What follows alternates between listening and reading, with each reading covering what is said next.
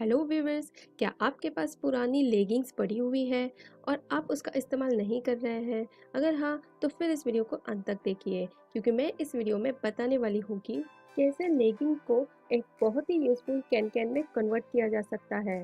तो बने रहिए इस चैनल में। हाय, मैं हूँ मेघना और आप देख रहे हैं बीइंग इन्वेंटिव। दोस्तों, इसके लिए आपको लगेगी एक पुरानी लेगिंग और 2.5 मीटर कैन। मुझे ये कैन मिला 30 रुपीज़ पर मीटर के हिसाब से, यानी कि 2.5 मीटर का हो गया ओनली ₹75।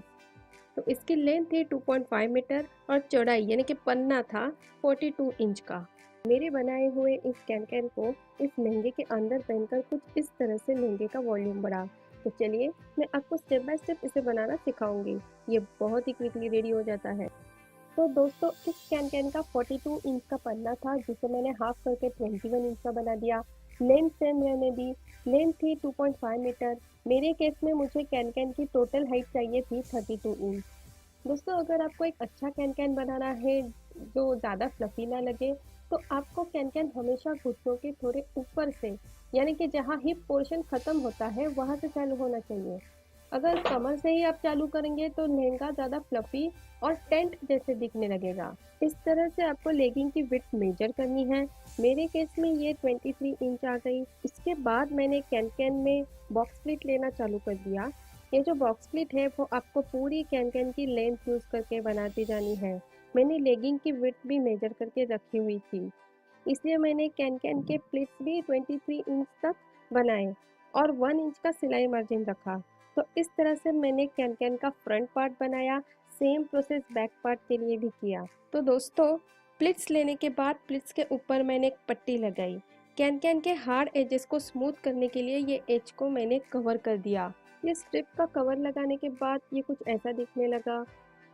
दोस्तों, लेगिंग का जो ऊपर का हिस्सा है, यानी कि कमर का हिस्सा जो आप कैन को अटैच करने जा रहे हो, तो उसकी हाइट आप कैसे मेजर करेंगे? तो उसके लिए आपको कमर से लेके आपके घुटनों के थोड़ा सा ऊपर तक नाप लेना होगा। घुटनों के थोड़ा सा ऊपर मतलब जहाँ पे आपका हिप पोर्शन ख़त्म होता है वहाँ तक। तो मेरी केस में वो था 12 इंच। 1 इंच मैंने सीम अलाउंस रखा, तो टोटल आ गया 13 इंच। तो इस तरह से मैंने 13 इंच मार्क करके लेगिंग काट दिया। उसके बाद कटे हुए लेगिंग के पार्ट को 1 इंच फोल्ड करके सिला दिया और उसके ऊपर इस तरह से ये कैन के फ्रंट और बैक पार्ट को अटैच कर लिया। तो दोस्तों, सिलाने के बाद ये कुछ ऐसा दिखने लगा। कैन को हमेशा हिप से नीचे और घुटनों से थोड़ा सा ऊपर से ही स्टार्ट होना चाहिए। ऐसा होने से आपको उठने बैठने में परेशानी नहीं होती है। आप पूछेंगे कि इसके नीचे अस्तर क्यों नहीं डला?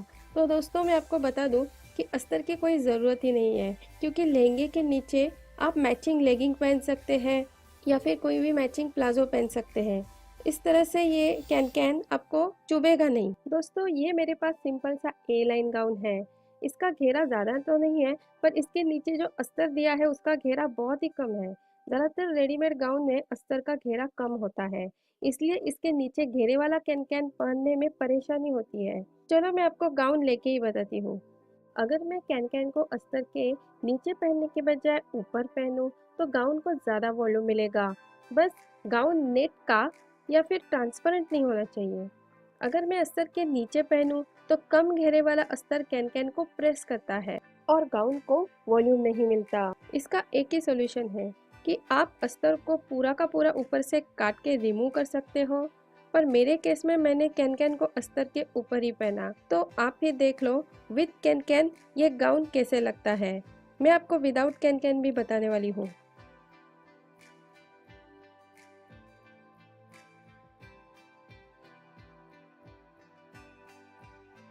ये देखिए, ये है मेरा गाउन विदाउट कैन। आप देख सकते हो इसमें ज़रा भी वॉल्यूम नहीं आया है।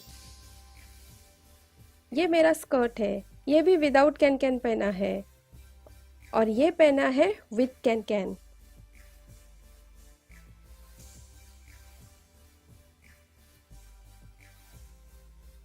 तो दोस्तों, आप हमें ज़रूर बताइए कि ये वीडियो आपको कैसी लगी। अगर अच्छी और यूज़फुल लगी तो प्लीज़ लाइक कीजिए और ज़्यादा से ज़्यादा इसे शेयर कीजिए और प्लीज़ मेरे चैनल को सब्सक्राइब ज़रूर कीजिए। आपके क्वेश्चंस आप हमें कमेंट्स के ज़रिए पूछ सकते हैं। तो मिलते हैं हमारे नई वीडियो में, तब तक के लिए bye bye, have a nice day.